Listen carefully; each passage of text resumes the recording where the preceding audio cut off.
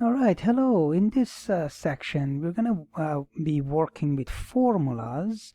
We're still continuing with the unit in solving equations and equation solvings.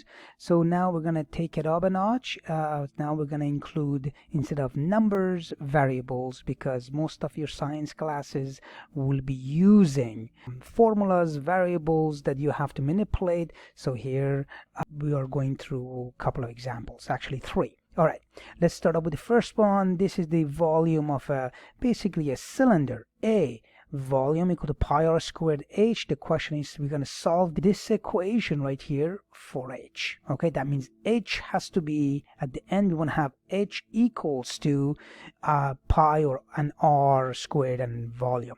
So remember, we have to isolate h, and understanding that v equals to pi r squared h, we have pi r squared being multiplied by h. We need to get rid of that, and to do that we have to divide both sides of the equation by pi r squared. That's how you isolate h. Okay, so h equals to the volume v divided by pi r squared.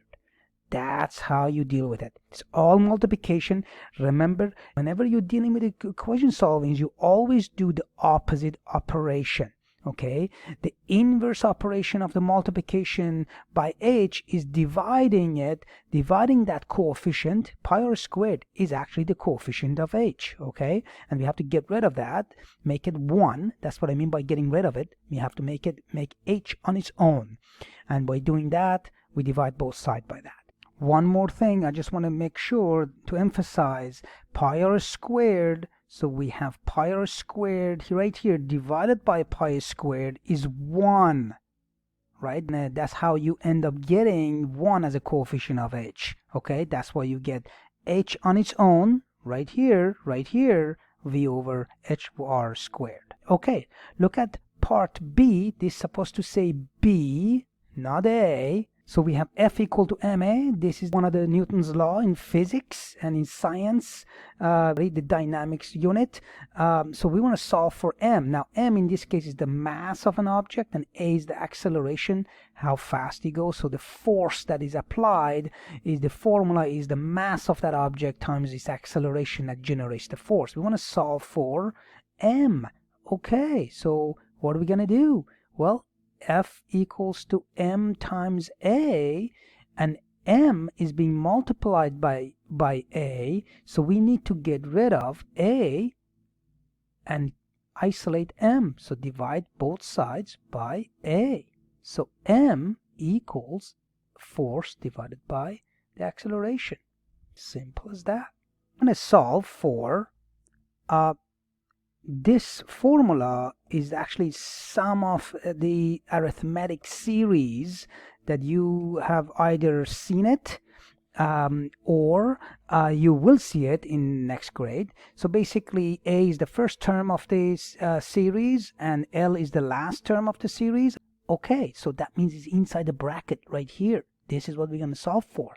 So that means the first thing that we have to deal with, we have to make sure that we are actually doing some mathematical gymnastics, or in terms of mathematical language, we got to deal with the distributive law. That means we're going to multiply this n divided by 2, n over 2. You have to multiply that into the bracket because we want to solve for L. Okay? So S, it stays the same.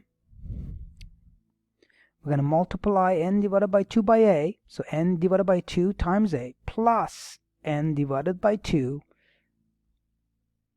times L. Great. The next thing is we want to isolate n over 2 times L. So we need to subtract this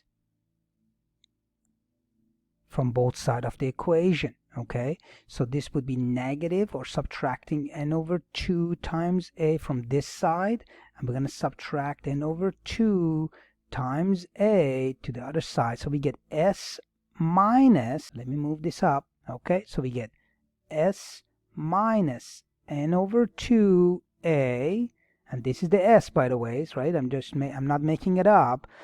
That's the left hand side of the equation. We basically move this to that side. That's what we did.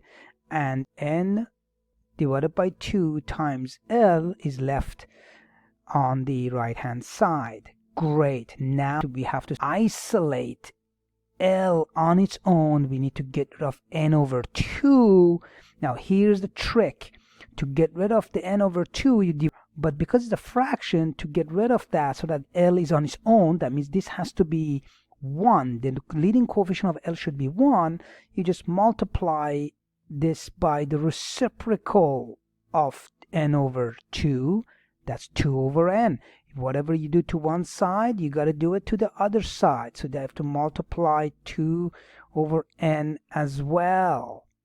Okay, now we need to polish that. So here it is. So 2 divided by 2 is 1. N divided by n is 1. On top, the right hand side, you're going to get L. And then left hand side, you're going to get 2 over n. And you multiply. You can multiply through if you wish, but you don't need to. Really don't need to. And n times a over 2 is na over 2. And this is the final expression or equation in terms of L. Okay, that's what you got to do. Yep, it is tough, but that's what you got to do.